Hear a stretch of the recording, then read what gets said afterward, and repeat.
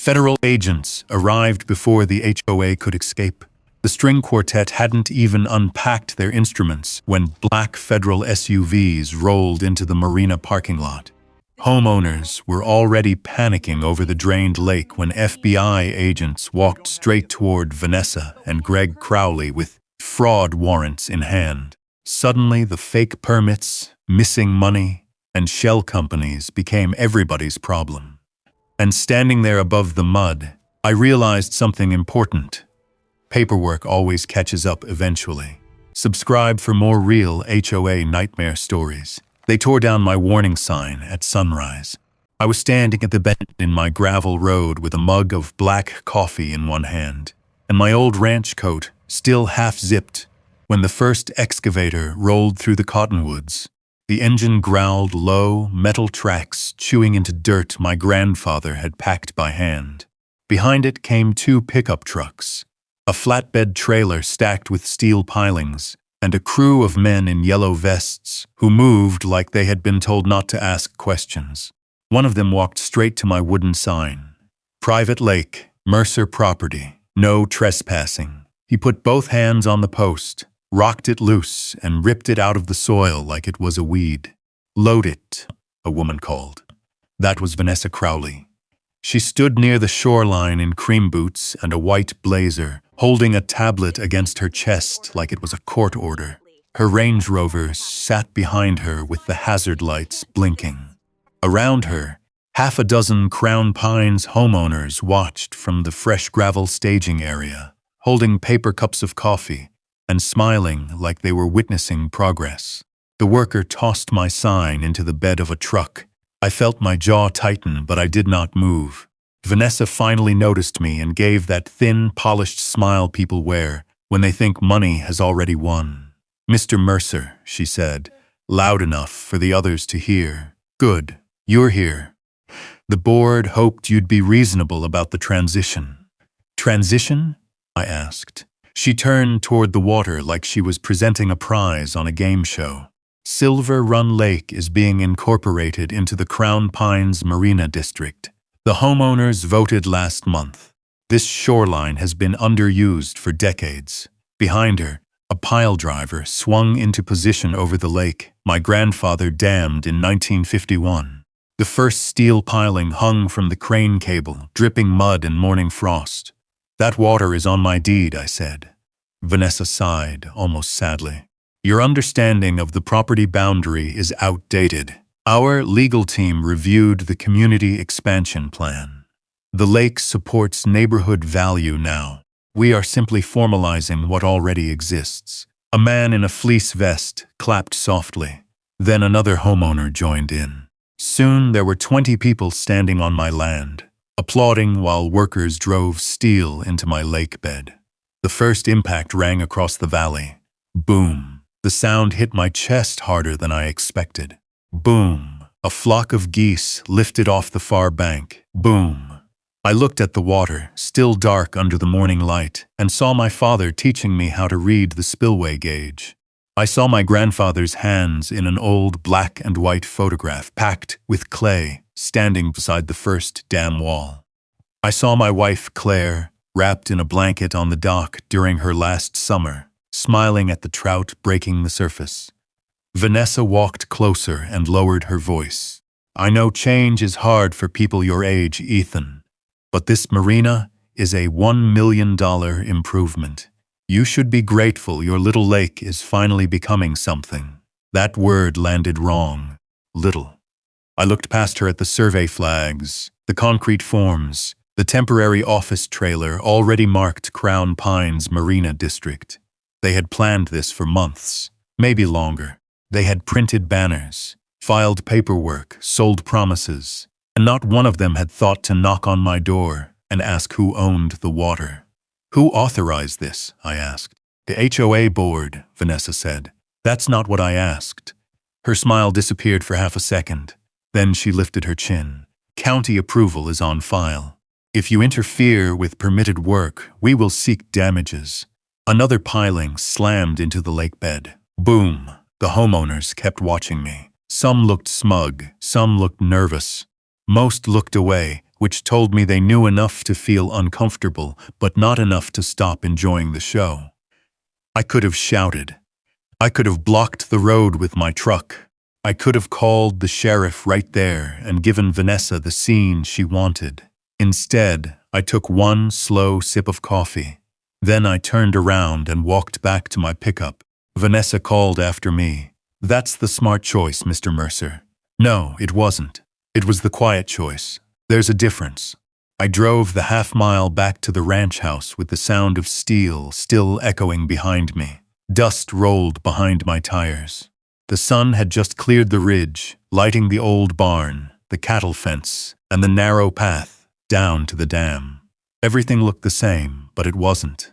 Not anymore. Inside the house, I set my coffee on the kitchen table and went straight to the back office.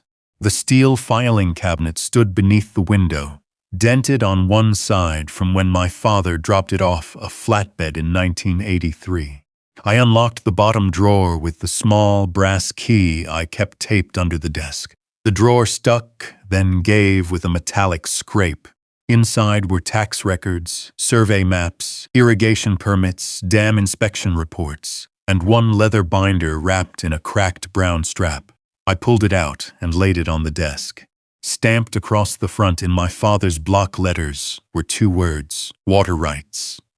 For the first time that morning, I smiled. Vanessa Crowley had brought excavators, investors, and a clipboard full of fake confidence. I had the deed, the dam license, and 50 years of paperwork she had never bothered to read. And buried inside that binder was the one thing that could turn her $1 million Marina into a pile of useless metal before the week was over. I unbuckled the leather strap and opened the binder on my desk. The first page was brittle with age. Wyoming Water Authority Permit. Issued April 3, 1951. Owner of record: Samuel Mercer, my grandfather. Underneath the permit sat the original engineering sketches for Silver Run Dam, hand-drawn elevation marks, spillway measurements, flow calculations penciled in neat block letters. My father added notes in blue ink years later, after reinforcing the west embankment during the flood season of '78. 3 generations of Mercers had kept that lake alive, and now a woman in designer boots was trying to rename it after a gated subdivision. I turned another page and stopped at a photograph clipped beside the deed. My grandfather stood ankle-deep in mud beside the unfinished spillway, shirt soaked dark with sweat, one hand resting on a shovel handle. Behind him was nothing but raw earth and standing water. No marina, no luxury homes, no HOA banners, just a rancher trying to keep cattle alive through Wyoming drought. I sat back in my chair for a long moment. Claire used to love that picture. She said it looked like stubbornness had learned how to walk upright. The memory hit harder than I expected. The last summer before cancer took her, she spent nearly every evening down by the dock wrapped in an old red blanket, watching the lake turn gold at sunset. Some nights she barely spoke. Some nights she talked for hours about things we never had time for when life was moving too fast. One evening she touched the water with the tip of her boot and smiled at me. "Promise me something," she said. "What's that?" "No matter what happens after I'm gone, don't let strangers turn this place into noise." At the time I thought she meant developers. Turns out she meant people like Vanessa Crowley. Outside the office window, another deep metallic boom rolled across the valley. The piling crew was still working.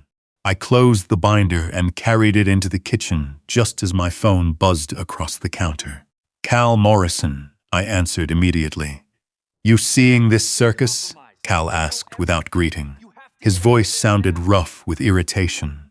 "I'm looking at it right now. That woman's got concrete trucks lined up halfway down County Road 12. They're telling folks the lake's part of some private recreation district now. It isn't. I know that. You know that. Problem is, they've already sold it to everyone else." I leaned against the counter. "What do you mean?" Cal lowered his voice. "Ethan, they've been advertising waterfront access in home contracts. My nephew looked at one of those Crown Pines houses last month. Realtor promised marina rights, fishing access, private docks, whole thing. I felt something cold settle in my chest. Vanessa wasn't bluffing. She'd already sold pieces of my lake to people who had never checked a deed line in their lives. How many buyers? I asked. Don't know. Enough to make this ugly. We hung up, and 10 minutes later I was driving toward town. The county administration building sat beside the courthouse. A square brick box that smelled like paper dust and burned coffee. The woman at the records counter looked up as I walked in. Nancy Doyle. She had worked county records longer than I'd been retired. "Morning, Ethan," she said quietly. "You look angry." "I'm trying not to. That usually means paperwork's involved." I slid one of the Marina flyers across the counter. Her expression tightened immediately. "Oh," she said softly. "So they started construction already." "You knew about this?" Nancy glanced toward the hallway behind her before answering. "I knew permits moved through faster than they should have." "How fast?" She pulled a file drawer open and removed a stamped permit packet. 6 business days. I stared at her.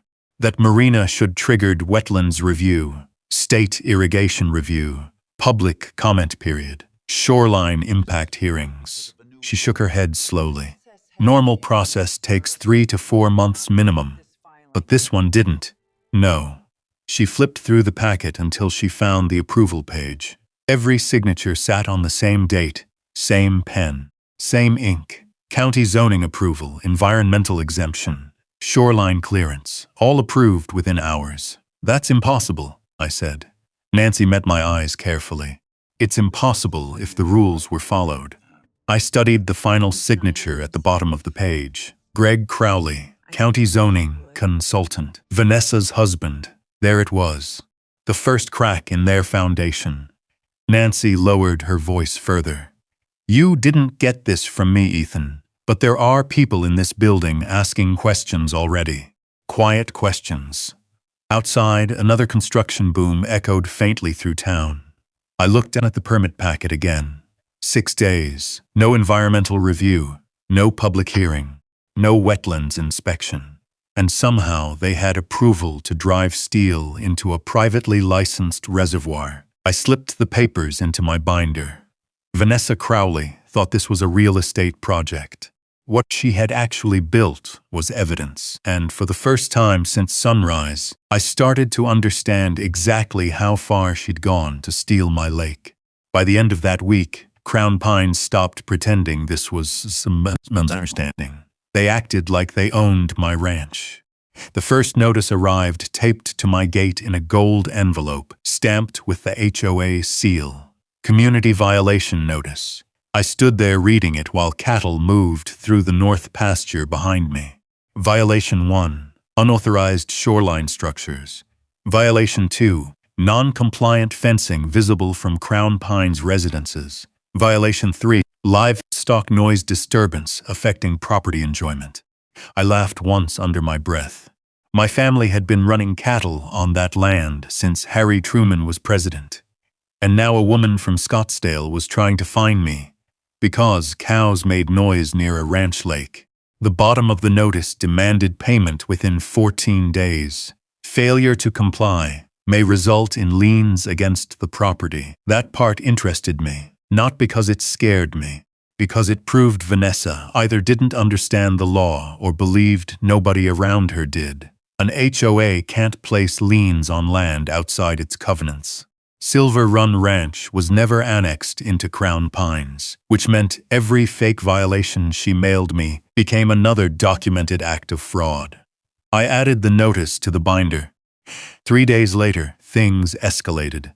I came back from checking irrigation gates along the South Channel and found a security truck parked beside my barn. 2 men in black jackets stood near the shoreline talking into radios, while another hammered a wooden sign into the dirt. Crown Pines Private Marina Access. Installed 10 feet inside my property line. I walked straight toward them. The younger guard held up a hand. "Sir, HOA Development Zone. Residents only beyond this point. You know where you're standing." I asked. He looked uncertain for the first time. The older guard stepped forward. We're contracted through Crown Pines Security Solutions. We were told this access corridor belongs to the Marina District now. Who told you that? Mrs. Crowley. I pointed toward the sign they had planted. Pull it out. The younger one hesitated. The older guard looked back toward the lake, where construction crews were unloading cedar decking beside champagne tables and realtor banners. Neither moved, so I stepped past them, grabbed the sign with both hands, and ripped it out of the ground myself. The younger guard reached for my arm. Careful, I said quietly. He stopped immediately. Not because I threatened him. Because I didn't. Men usually know the difference. I tossed the sign into the bed of their truck. You're trespassing, I said. Now get off my ranch. They left without another word. But 20 minutes later, my phone rang. Vanessa. I let it buzz twice before answering. You touched HOA property? She snapped immediately. It was on my land. You are interfering with a permitted development project. No, I said. You're building on a private reservoir. Her tone sharpened. Ethan, you need to stop thinking like this is still some isolated cattle operation. Crown Pines represents 42 homeowners and nearly $60 million in property value. And my deed represents 100% ownership of that lake. Silence. Then she changed tactics. You're embarrassing yourself, she said coldly. The county approved this project. Investors are already involved. People have bought homes based on marina access. There it is, I said. What? The real problem. She went quiet again. That told me enough. Cal had been right. Vanessa wasn't just building docks. She'd sold my shoreline. That evening, I drove the perimeter road around the eastern ridge and finally saw how big the operation had become. Luxury SUVs lined the gravel, overlook above the water. Realtor flags snapped in the wind. Caterers unloaded folding tables beside the unfinished marina while a drone hovered above the lake, filming promotional footage. One banner stretched across the temporary dock entrance. Exclusive waterfront living. A realtor, in a tailored coat, noticed my truck and smiled nervously. Beautiful property, isn't it? She said. It was, I answered. Two wealthy couples stood near the shoreline studying brochures. I overheard one of them ask about private slip assignments. The realtor pointed directly toward my dock. Premium homeowners will have full boating privileges by summer. My dock, my water, my land. Sold like a country club membership package. I drove back toward the ranch house with my jaw locked tight. Halfway down the gravel road, I spotted Cal Morrison waiting beside my gate with his old Ford idling. He climbed out slowly and handed me a folded packet of papers. What's this? I asked. Purchase agreements, he said. My nephew backed out of buying in Crown Pines last month. Kept copies. I opened the first contract under the truck headlights. Section 8. Guaranteed marina and waterfront access rights included with purchase. There it was in black ink. Vanessa Crowley had legally tied million-dollar home sales to property she did not own. My stomach tightened. How many contracts say this? I asked. Cal looked toward the lake lights glowing beyond the trees. Enough to bury somebody. We stood there listening to distant pile drivers echo across Silver Run Lake. Boom, boom, boom. Every strike drove steel into the water. And every strike drove Vanessa Crowley deeper into a fraud case she didn't even realize she was building. Back inside the ranch house, I opened the bond again and created a new tab. False sales representations. Then I added the purchase agreements beneath the fake HOA notices and illegal permit copies. The binder was getting heavy now. And somewhere out on my lake, wealthy strangers were drinking champagne beside a marina that legally should not exist. The only question left was how long Vanessa Crowley could keep pretending she owned water controlled by a Mercer. I found out the next morning that she planned to push even harder. My fishing boat was gone. The dock lines hung loose beside the pier when I walked down to the shoreline at sunrise. For A second I thought the wind had broken them free overnight. Then I noticed the yellow notice taped neatly to one of the cedar posts. Unauthorized vessel impoundment. Under authority of Crown Pines Marina Regulation 4.2, this vessel has been removed pending compliance review and release payment. Release fee, $2,100. I read it twice. Then I looked across the lake. My aluminum Lund sat inside a fenced storage lot beside the unfinished marina, parked between a pontoon boat and a pair of jet skis like it had always belonged there. That boat had been my father's. He bought it used in 1986 after saving for nearly 2 years. Claire and I spent half our marriage fishing from it. The dent near the bow came from the summer. My daughter dropped an anchor wrong at age 10 and cried for an hour because she thought she ruined it. And now the HOA had chained it behind a construction fence and sent me a bill for stealing my own property. I pulled out my phone and started recording. The fence, the impound sign, the marina lot, the workers unloading lumber around my boat. Then I zoomed in on the Crown Pines banner hanging over the gate. Everything documented, everything time-stamped. That had become my routine now. A man carrying a clipboard noticed me filming and walked over fast. "You can't record private facilities," he said. "This isn't your facility, sir. Crown Pines controls this shoreline under approved marina authority. You got paperwork for that." He hesitated. That hesitation told me he had never seen a real deed in his life. I pointed toward my boat. "Tell Vanessa Crowley she has until noon to return my property before this becomes felony theft." His expression changed immediately. Not because of anger, because I used the word felony.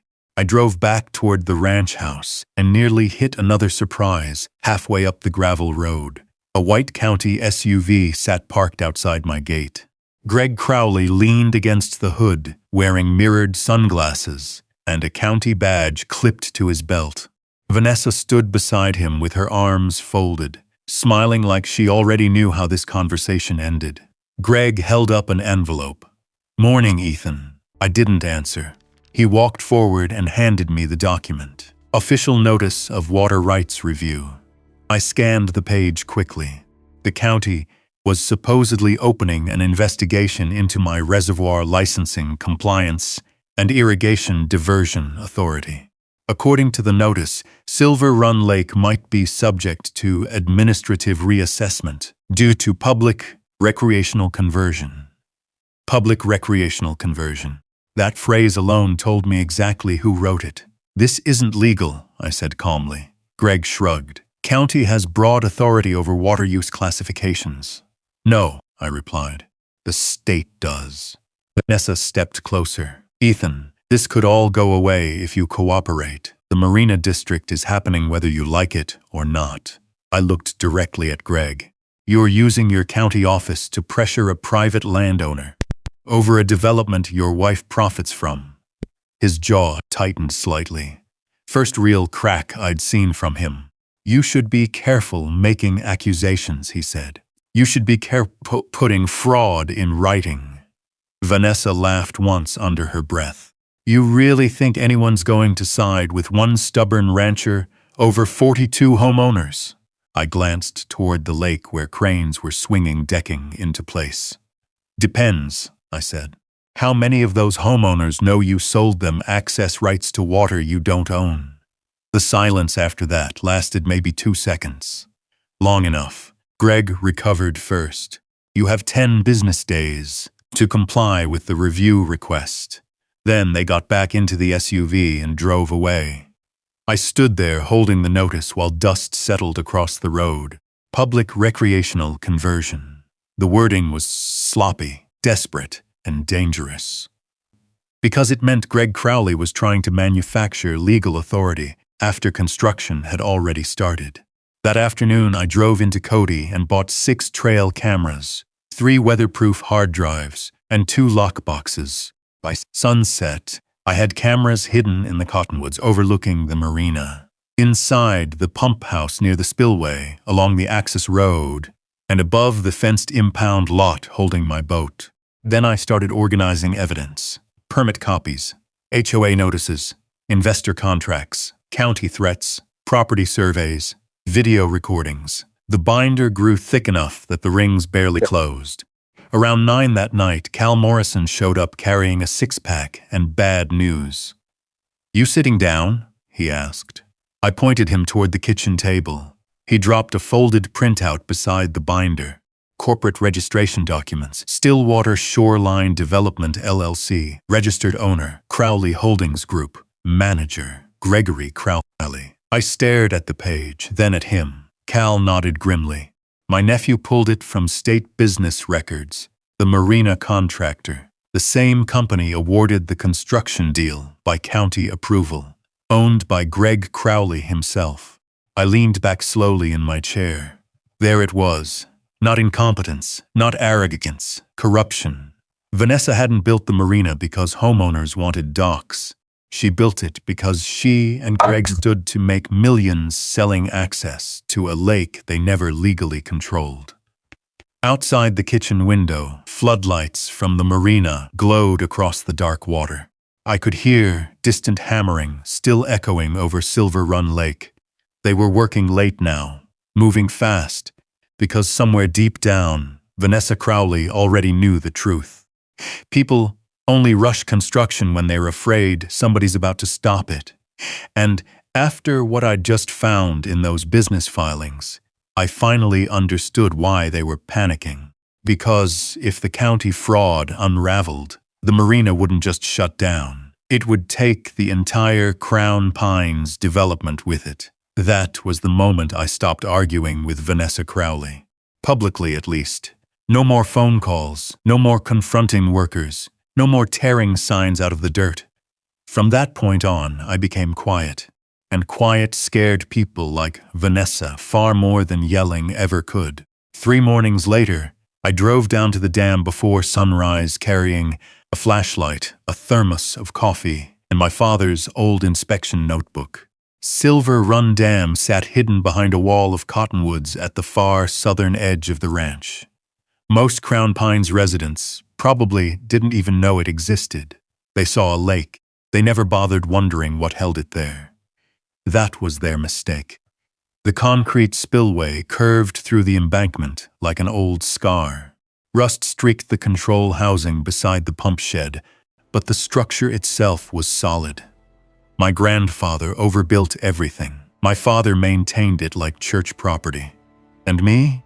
I understood exactly what every valve on that dam could do. I unlocked the pump house and stepped inside. Cold air carried the smell of oil, wet concrete, and lake water. The emergency discharge system sat against the far wall, beneath decades of inspection tags and maintenance records. Most of the equipment looked ancient to anyone who didn't know better. But old doesn't mean weak. I ran my hand across the steel control wheel connected to the agricultural drawdown line. Still smooth, still maintained, still legal. I opened my father's notebook and checked the last recorded flow test. Discharge capacity, 188 gallons per minute. Enough to lower Silver Run Lake a dangerous amount if left running long enough. I stared at the number for several seconds before closing the notebook again. Then I locked the pump house and walked back toward the truck. Sheriff Dale Harker was waiting at the top of the ridge. His cruiser sat beside the fence line with the engine idling low. Dale stepped out slowly, thumbs hooked into his duty belt. "You've been busy?" he said. "Depends who you ask." He looked toward the lake where marina floodlights still glowed through the trees. "I got 3 complaints from Crown Pines this week," he said. "Interference with development operations, aggressive behavior toward HOA staff, threatening language." "I threatened anybody?" "No, then what am I worried about?" Almost smiled. He'd known me 30 years. He knew exactly what kind of man I was. "That woman's escalating," he said quietly. "And people like Vanessa Crowley don't usually stop once they smell money." I leaned against the truck door. "You here, officially or personally?" "Personally." That mattered.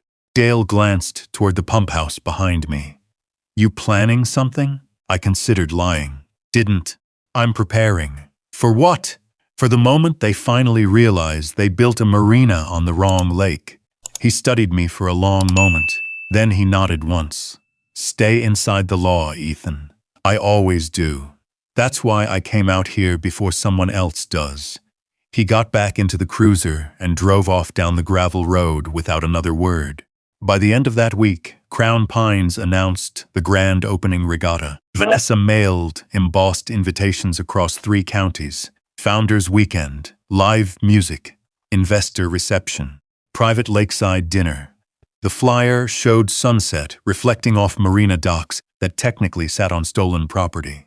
I pinned 1 copy to the wall above my desk. Then I added another tab to the binder. Event timeline. Construction accelerated immediately after the announcement. Workers ran floodlights past midnight. Flatbed trucks delivered stone pavers, cedar decking, and decorative iron fencing. Caterers toured the pavilion site with event planners while luxury boats began arriving on trailers from Denver and Jackson. Vanessa wasn't slowing down anymore. She was sprinting. Because deep down, she understood what people like her always understand too late. If fraud gets exposed before investors arrive, the money disappears. One evening, Cal Morrison drove out to the ranch carrying a stack of printed emails. You need to see these. They were internal Crown Pines homeowner messages, complaints, questions, concerns about legality. One resident asked why no county environmental signs had ever been posted around the shoreline. Another questioned why Ethan Mercer's name appeared nowhere in HOA ownership maps despite the marina bordering Mercer Ranch. Vanessa's replies were aggressive. The HOA board has resolved all ownership disputes. Any homeowner spreading misinformation may face legal action from Crown Pines estates. I smiled slightly reading that. Threats? That meant panic. Cal pointed toward the final email in the stack. Investor event confirmed. 3 state development officials attending. That changed the stakes immediately. This wasn't just local corruption anymore. Vanessa planned to use my lake to attract expansion money. More homes, more assessments, more fake waterfront promises. I looked toward the dark shoreline outside the kitchen window. The marina lights reflected across Silver Run Lake like a carnival built over a grave. How much longer until the event? I asked. 2 weeks. I nodded slowly. Then I stood, walked to the office, and unlocked the binder again. Inside the water rights section sat a folded inspection authorization from the Wyoming Department of Water Resources. I had pulled it 2 days earlier. Emergency drawdown approval for structural inspection purposes. Perfectly legal, perfectly signed, perfectly enforceable. I unfolded the paper carefully and laid it beside the marina. Permits Greg Crowley had pushed through county approval. On one side of my desk sat fraud. On the other sat State Water Authority. That was the moment the balance finally shifted. Vanessa Crowley thought this fight was about money and influence. She still hadn't realized the entire lake answered to a single control valve hidden behind my dam, and I was finally close to deciding exactly when to turn it. The regatta weekend arrived with floodlights, catered tents, and a string quartet unloading instruments beside my shoreline. Crown Pines had transformed Silver Run Lake into a sales brochure. Luxury SUVs lined the marina road. Workers rolled out white carpet runners across fresh cedar decking, while event staff arranged champagne towers beneath a giant banner reading Founders Weekend. The marina wasn't even finished yet, but Vanessa already had reporters walking the docks. That Friday afternoon, I drove into town for one final stop. The Wyoming Department of Water Resources office sat behind the courthouse annex, quiet except for the hum of fluorescent lights. I handed my inspection authorization across the counter to a gray-haired engineer named Walter Keene. He read the document once and nodded. Emergency drawdown authorization still active, he said. You planning to proceed? I am. You've coordinated downstream notice? Yes. You expecting conflict? I thought about Vanessa Crowley, standing on my dock pretending she owned my water. Probably. Walter signed the final acknowledgement form and slid it back toward me. As licensed operator, he said, "You're within your authority." That sentence mattered more than anything Vanessa had built. I left the office carrying three things: the signed authorization, the updated discharge schedule, and complete legal control over what happened next. By sunset, Crown Pines looked like a resort. Music drifted across the water, while marina lights reflected off the lake in long gold streaks. I could hear laughter from the shoreline as investors toured slips that technically sat on stolen land. I parked near the old barn and watched from a distance. For a few minutes, Vanessa stood near the pavilion in a dark green dress, greeting guests beside heaters and catered seafood tables. Greg moved through the crowd, shaking hands with county officials like a politician at a fundraiser. Neither of them looked worried anymore. That told me they believed they had survived the dangerous part. People get careless once they think they've already won. At 9:17 p.m., I walked down toward the dam carrying a lantern, my father's notebook, and the state authorization sealed inside a waterproof folder. The ranch had gone quiet, except for distant music from the marina. Silver Run Lake stretched black beneath the moonlight. Beautiful, still, temporary. Inside the pump house, the air smelled like wet concrete and machine oil. I hung the lantern beside the control panel and opened the old inspection notebook one last time. Discharge rate, 188 gallons per minute. Estimated overnight drawdown. Catastrophic to unsupported marina structures. I closed the notebook carefully. Then I unlocked the valve housing. The emergency agricultural discharge system wasn't complicated. Gravity did most of the work. The lake sat higher than the downstream irrigation channels feeding old cattle land south of the Mercer property.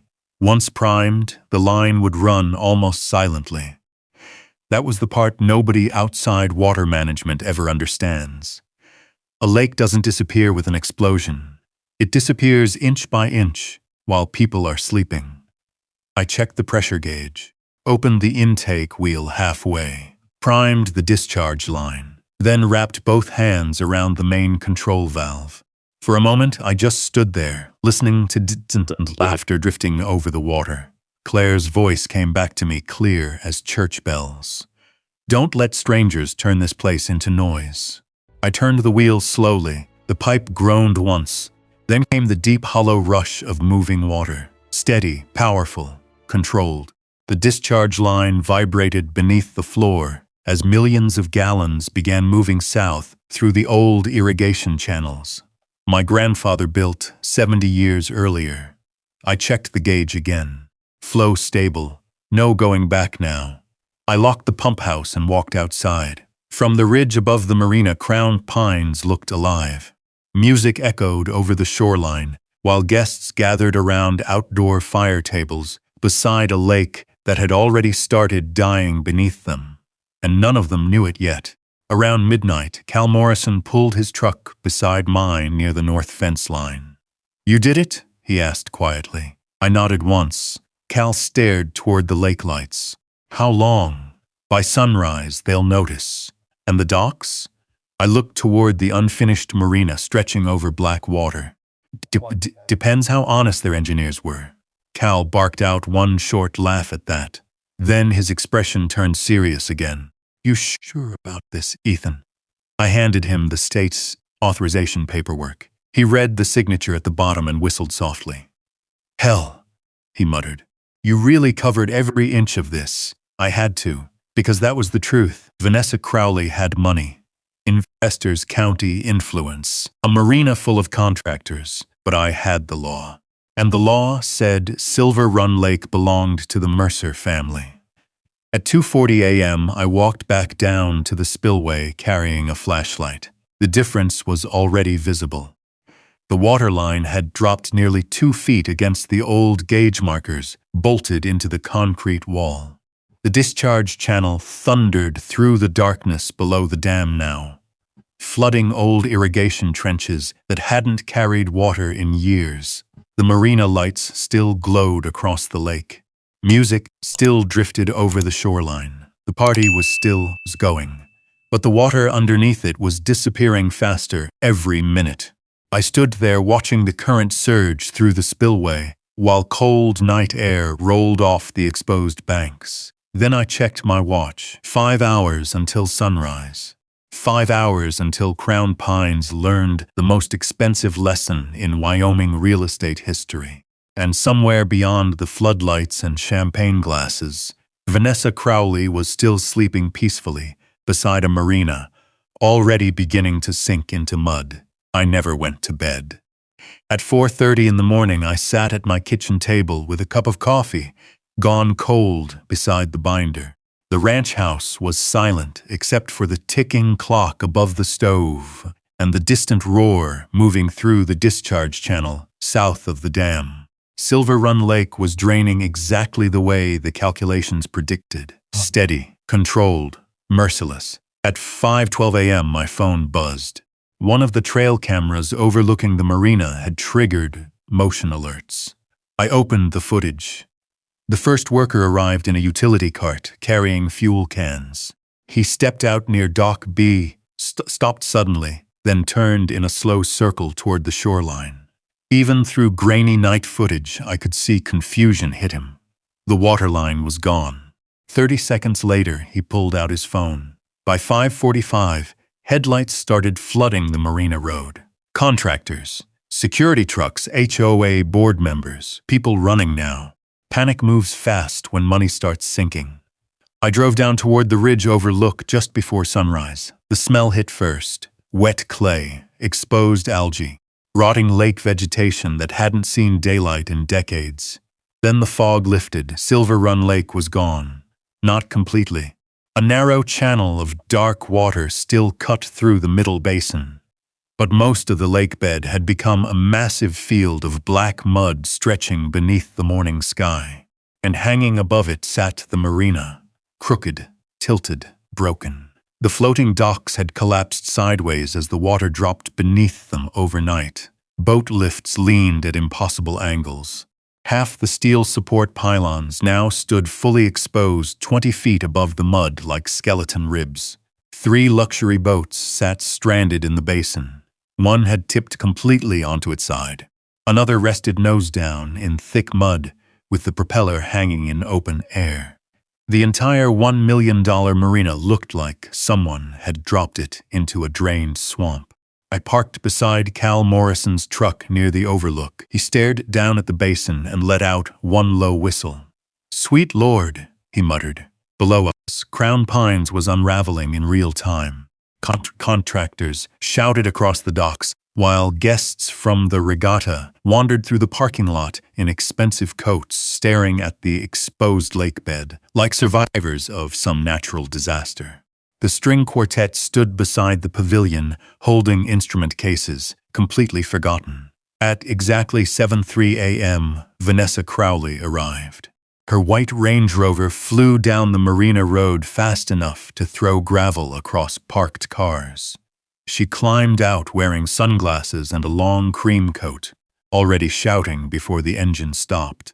"What the hell happened?" Nobody answered immediately, because nobody knew how. She stormed past contractors toward the shoreline and froze at the edge of the basin. I watched the moment reality finally hit her.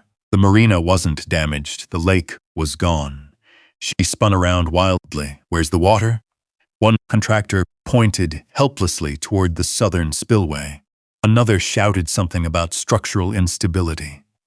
A third kept repeating the phrase catastrophic drawdown, like saying it enough times might magically refill the basin. Then Vanessa saw me standing on the ridge above the marina. Even from that distance, I watched the expression change on her face. Confusion first, then anger, then fear. She marched uphill toward us so fast one of her heels nearly snapped in the gravel. By the time she reached the overlook, she was breathing hard. "What did you do?" she demanded. I didn't answer immediately. Below us, sunlight was finally spreading across the exposed basin. revealing every inch of ruined marina structure in brutal detail. The mud glistened black beneath twisted dock supports. Vanessa stepped closer. "What did you do to my lake?" "My lake," I corrected calmly. She pointed wildly toward the basin. "You destroyed $1 million development." "No," I said. "I performed an authorized emergency drawdown under Wyoming Water Authority regulations." Her face went blank. That sentence hit harder than yelling ever could. Cal handed me the folded state authorization from the binder. I passed it toward her. She barely looked at it. "This is insane," she snapped. "You can't just drain a recreational lake overnight." "It isn't recreational," I replied. "It's a licensed agricultural reservoir under Mercer family ownership. That marina had permits. Fraudulent permits." She laughed once, sharp, desperate. "You think anybody's going to believe this was legal?" Right on cue, another vehicle rolled into the marina parking lot below. Sheriff Dale Harker's cruiser. A second county truck followed behind him. Then a third. Dale stepped out slowly and looked across the exposed basin for several long seconds before removing his sunglasses. "Well," he muttered loud enough for us to hear, "that's going to be paperwork." Vanessa pointed directly at me. "Arrest him." "For what?" Dale asked. "He destroyed private property." I held up the state authorization paperwork. Dale read the first page carefully. Then the second. Then he looked at Vanessa. "Mrs. Crowley," he said evenly. "According to state records, Ethan Mercer is the licensed operator of Silver Run Dam. Emergency drawdown authority appears valid." Her mouth actually fell open. "You can't be serious." Dale looked back toward the marina hanging above 30 acres of mud. "I'm very serious." Below us, more vehicles were arriving now. Investors, homeowners, reporters. People climbed out, carrying coffee cups and folding chairs, expecting a luxury regatta. Instead, they found a dead lake and a stranded marina collapsing into black mud under the Wyoming sunrise. And standing above all of it was the one man Vanessa Crowley never bothered checking deeds against before trying to steal his water. The first investor started yelling at 8-4. He was a tall man in a wool coat, red-faced, and pointing at a cabin cruiser sitting sideways in the mud below Dock C. "That boat cost $200,000, he shouted at Vanessa. "You guaranteed water depth. You guaranteed slip access." Vanessa turned on him like a cornered animal. "This is sabotage. The HOA will pursue damages." Sheriff Dale Harker stepped between them. "Careful with that word," Dale said. "Sabotage requires unlawful interference. Right now, I'm looking at a licensed operator performing a state-authorized drawdown." That shut down the shouting for about 3 seconds. Then a reporter from Cheyenne lifted a camera and asked Vanessa whether Crown Pines had legal title to the lake bed. Vanessa ignored him.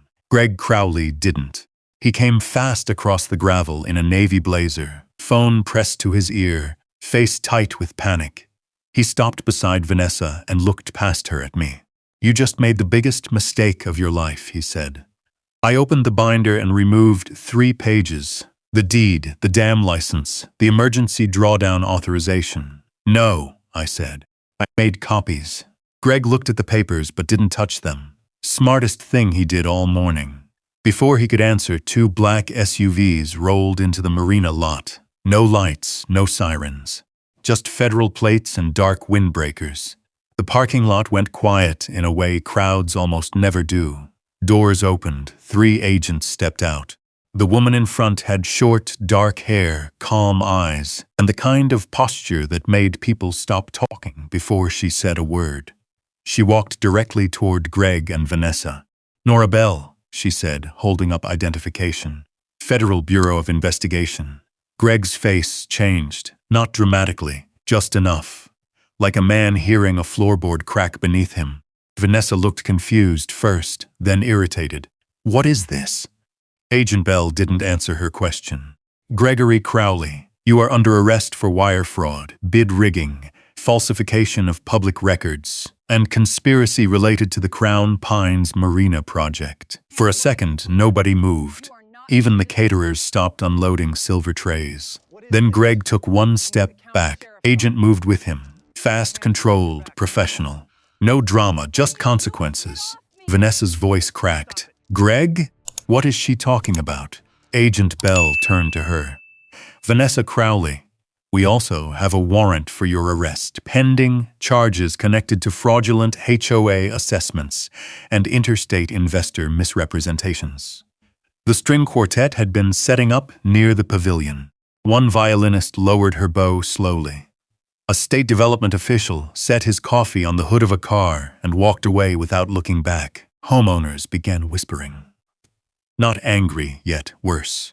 Realizing. One woman in a fur-lined coat stepped forward, holding a Crown Pines sales packet in her hand. You told us the Marina contractor was independently selected, she said to Vanessa. Vanessa didn't answer. Another homeowner shouted, we paid $48,000 each for this. That number rippled through the crowd. 48,000. 48,000. 48,000. Agent Bell looked toward me. Mr. Mercer, I nodded. She walked over and lowered her voice. Do you have the original binder? In my truck. We'll need to preserve the copies you sent and collect the trail camera footage. I handed her a hard drive from my coat pocket. Marina Access Road, impound lot, construction fence, and pump house exterior. Time stamped. She gave the slightest hint of a smile. You came prepared. I got tired of being called confused. Behind her, an agent read Greg his rights while Dale Harker kept homeowners back from the arrest scene. Cameras clicked. Reporters whispered into phones. The Marina banner flapped above the mud like a joke somebody regretted printing. Vanessa finally found her voice. This is Ethan's fault, she snapped. He drained the lake. He staged all of this. Agent Bell turned slowly. The investigation began before the drawdown, Mrs. Crowley. That sentence hit the crowd like a hammer. Before the drawdown. Before the regatta. Before the mud. Vanessa looked around, searching for support, but every face had moved away from her. Investors, board members, homeowners, even the security guards.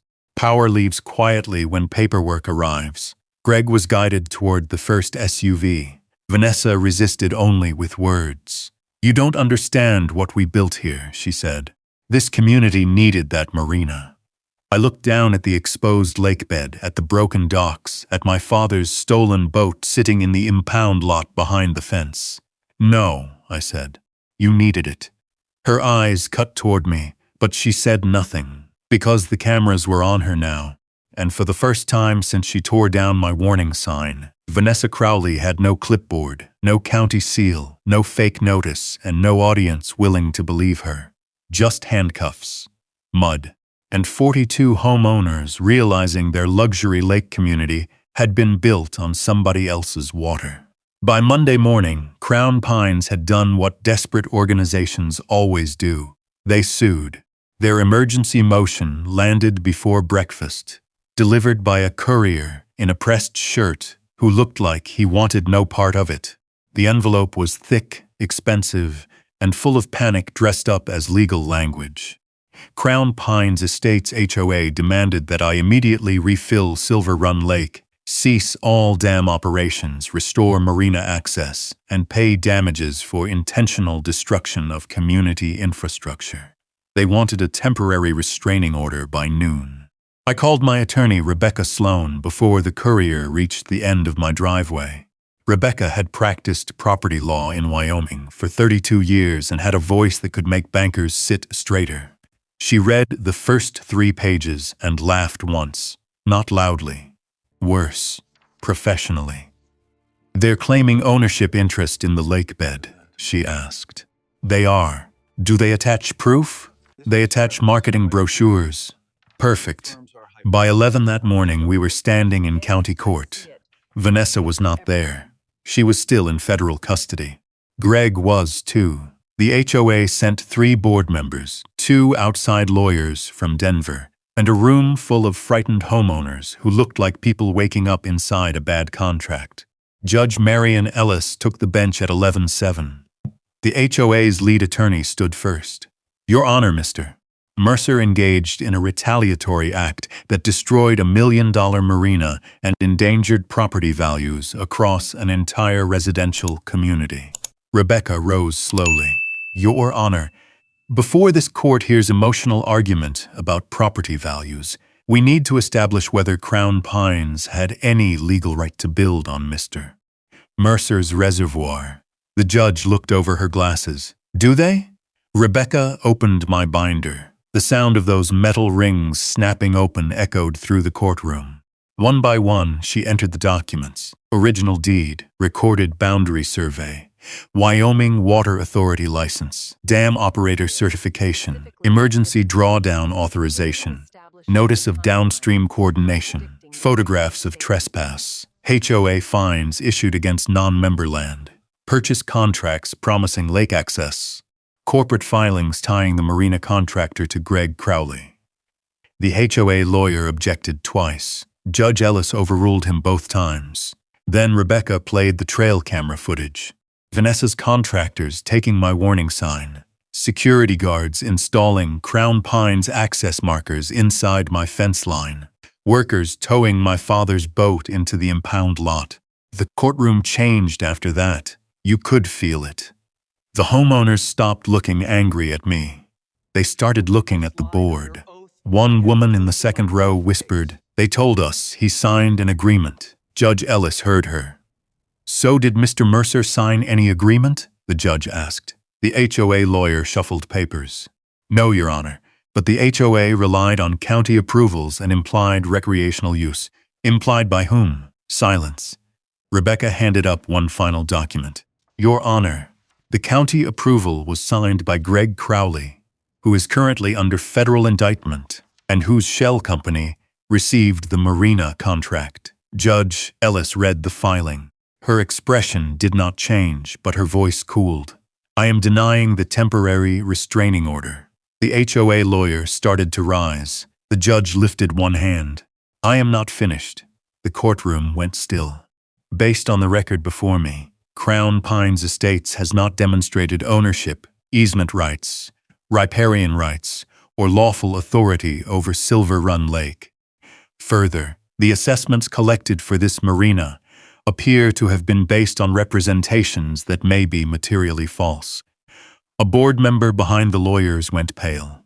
Judge Ellis continued, "This court will issue an order preserving all HOA financial records, communications, assessment notices, vendor contracts, and board minutes related to the marina project. No destruction, deletion, transfer, or alteration of records. Violation will be treated as contempt." That was the sound of the trap closing. The hearing ended 20 minutes later. Outside the courthouse, homeowners surrounded the board members instead of me. "You said he gave permission. You said this was approved. Where did our $48,000 go?" Nobody answered. They couldn't. By evening, Crown Pines insurance carrier issued its own letter. Coverage denied pending fraud investigation. The marina was not insured. The board was exposed. The homeowners were furious. And Vanessa Crowley's empire, which had looked untouchable 3 days earlier under strings of gold lights, was now bleeding from every legal seam. 2 weeks later, Judge Ellis issued the ruling that finished it. Every HOA assessment tied to the marina was illegally collected. Crown Pines had to preserve funds, suspend all lake-related enforcement, and provide homeowners a full accounting under court supervision. The headline in the Cody paper ran the next morning. Court, Ho had no rights to private lake. I sat at my kitchen table reading it while the empty basin of Silver Run Lake lay quiet beyond the window. For the first time in weeks, no engines ran. No pile drivers slammed steel. No security trucks patrolled my road, just silence. But not the peaceful kind yet. The kind that comes after a storm when you're still waiting to see what survived. Silver Run Lake stayed mostly empty through the rest of November. The exposed basin looked ugly in daylight. Broken dock sections leaned sideways in the mud. Half-installed pylons stuck out of the earth like rusted fence posts. The Marina Pavilion, sat crooked over dry ground where water used to reflect beneath it. No one from Crown Pines came near my ranch anymore. Not after the court ruling, not after the FBI seizures, not after the newspapers started printing diagrams showing exactly how Greg Crowley funneled HOA assessment money through his shell company while Vanessa sold fake waterfront rights to investors across 3 states. The development that once advertised luxury lake living now had foreclosure notices taped to clubhouse windows, and for the first time since this started, my gravel road stayed quiet. 3 weeks after the hearing, Sheriff Dale Harker stopped by the ranch carrying a cardboard box. "Thought you'd want this back," he said. Inside sat my father's aluminum fishing boat keys, the impound paperwork, and the original registration card. I looked up at him. "The Marina lot's under federal seizure now," Dale explained. "Agents cleared personal property this morning." I ran my thumb across the old registration sticker. Funny thing about theft. Sometimes it's not the expensive things that matter most. It's the things carrying fingerprints from people who are gone. Dale leaned against the porch rail and looked toward the drained lake basin. "You planning to refill it soon?" "Soon," he nodded slowly. "You know," he said, "half the county thought you'd go scorched earth after all this. I thought about it, but—" I looked toward the shoreline where Claire used to sit at sunset. My grandfather built that lake to keep something alive. Didn't seem right turning it into a graveyard. Dale smiled once at that. Then he tipped his hat and drove off. The refill started the next morning. I reopened the spring feed valves at dawn and walked the spillway while water began moving back into Silver Run Lake one steady channel at a time.